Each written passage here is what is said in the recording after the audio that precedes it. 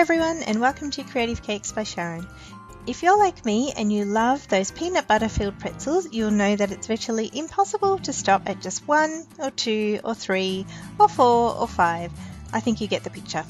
So today I decided to make a giant size peanut butter filled pretzel to satisfy not only myself but everyone who loves those delicious but tiny morsels of peanut butter goodness. So the ingredients to make these giant size peanut butter pretzels is some short crust pastry, some softened cream cheese, peanut butter of course, some pure cream, a few peanuts, some rock salt, some cooking salt, an egg and some icing sugar.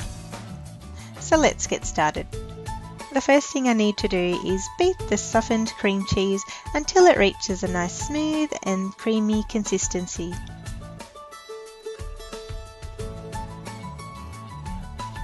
To this I'm going to add the icing sugar as well as a pinch of salt and keep mixing until they're all nicely combined.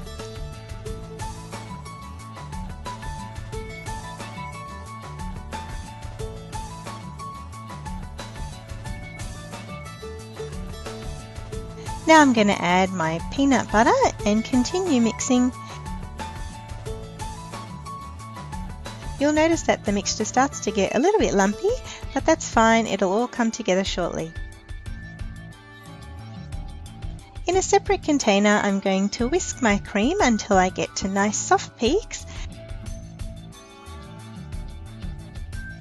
and then add it to my peanut butter mixture and mix the whole thing until it's nice and smooth and creamy.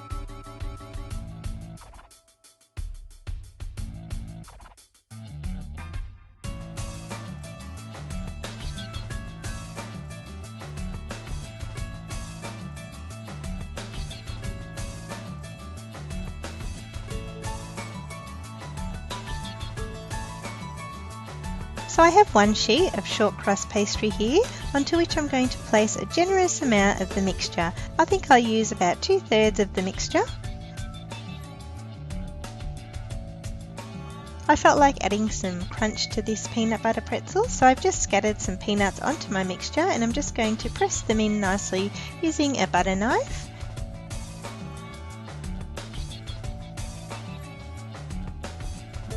Then I need to brush some egg along the edges of the pastry and close in my giant pretzel using the second sheet of pastry.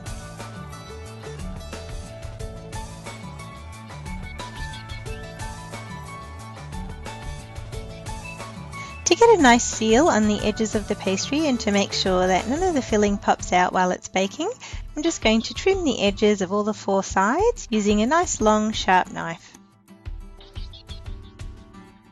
Once I've transferred my giant pretzel onto my baking tray, I'm going to give it a nice covering with the egg and then sprinkle my rock salt all over the top of my pretzel. This pretzel is of course an adult-sized giant one, so I thought I'll make a giant kid-sized pretzel using my 3rd sheet of pastry as well as the last 1/3 of my peanut butter mixture.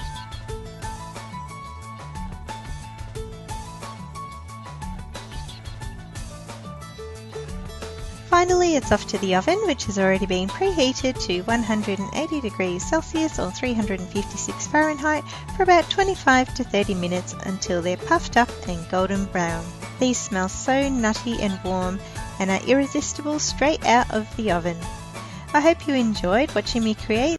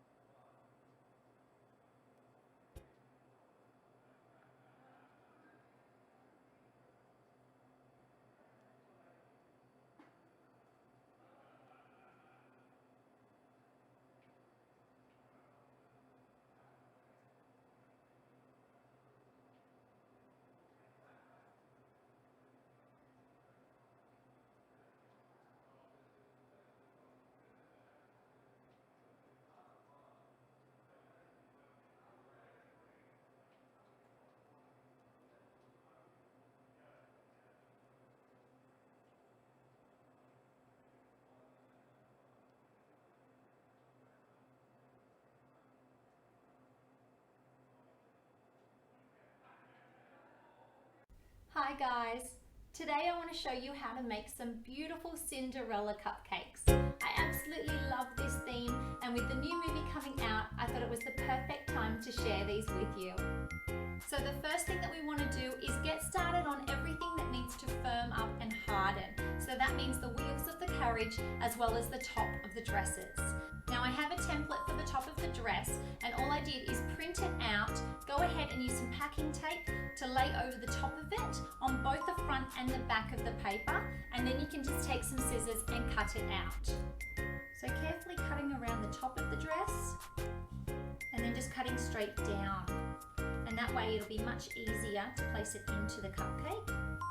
Okay, but I've kept it quite long, and that's because I want to be able to have it go through the frosting and touch onto the cupcake. Now I've made up 2 amounts of blue fondant. One is slightly darker than the other, and the darker one is for our carriage wheels. So we're going to keep that tucked away for a little bit, and we're going to work on getting this dress in the pale blue.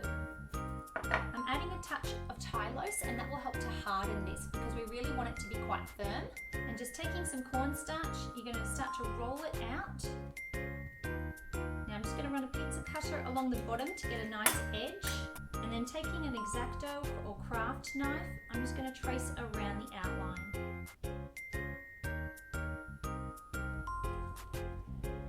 Now I'm just going to set this down on my blue floral mat. While I've got this excess here, I'm just going to cut out using the second smallest in a rose petal cutter.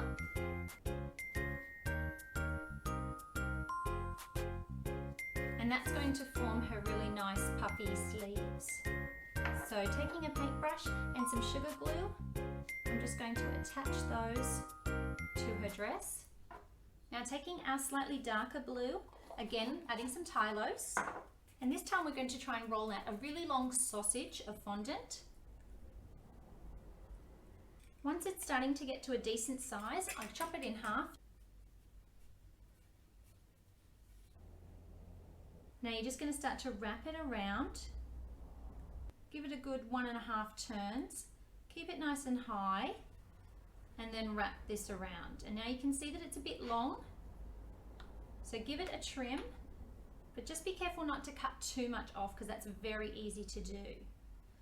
Place that onto our blue floral mat and then get started on the matching one. So this time we're working in the opposite direction.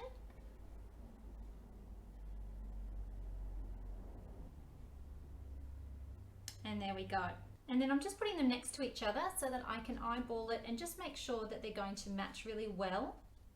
Now everything on here needs to set up for a good day or 2, so let it rest. You can flip them over halfway through the drying time just to make sure that one side isn't still soft, but you really want these to be firm so that they don't break on you when you're setting it all up.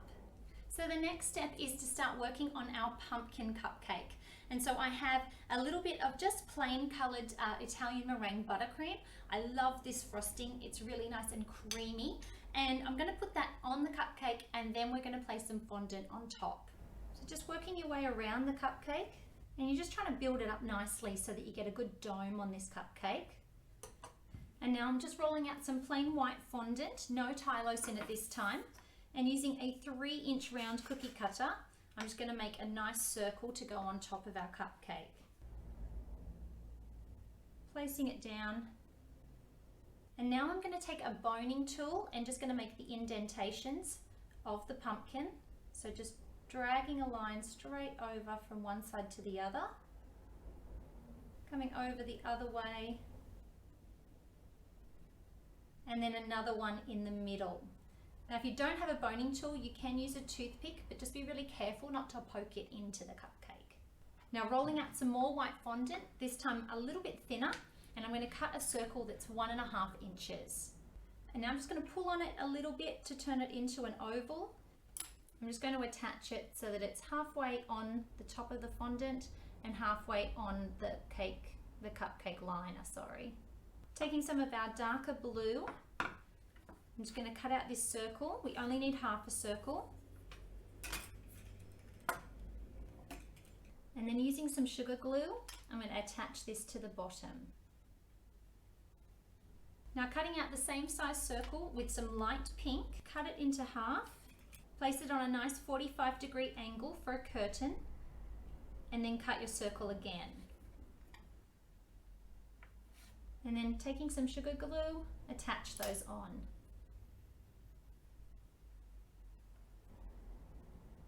Once you're happy with where they are, you can take a craft knife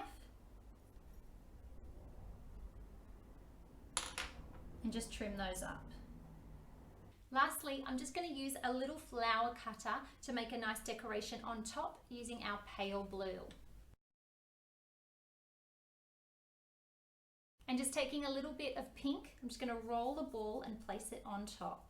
Now this next step can get a little bit messy, so I've put down some parchment paper. I have some Super Pearl Luster Dust, as well as a nice large fluffy paintbrush, and I'm just going to give everything a beautiful glow. So just get a little bit onto your paintbrush, dab it off, and I actually like to take my paintbrush and just tap it a few times, and that will help it to slowly release through. So we're going to take the dress and just dust that on. Now we're going to take our carriage wheels and do the same thing. Did I say this was going to get messy? Because I think I meant super messy for Super Pearl. It is everywhere. And let's not forget about our cupcake. We want to get some sparkle on that too. After all, it is